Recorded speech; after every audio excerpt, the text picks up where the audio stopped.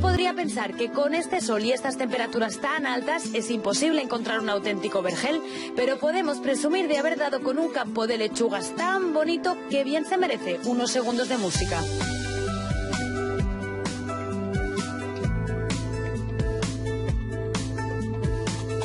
Esto parece un jardín visto de lejos, ¿eh?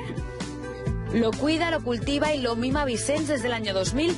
30 hectáreas donde crece solo lechuga, pero de 14 tipos.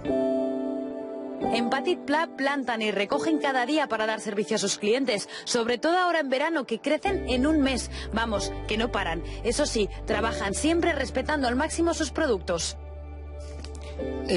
Parece plástico, pero es biodegradable. Está hecho con almidón de patata y de maíz. Esto en un tiempo ya se degrada.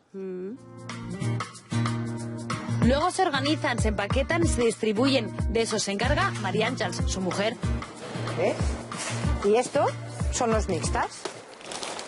¿Esto es lo que le llega a quién? A los clientes que luego se van a las tiendas, a los nuestros distribuidores. Eso las lechugas enteras. En el supermercado las encontramos así. En estas bolsas metemos, que cortamos ya todas nuestras 14 variedades de lechugas.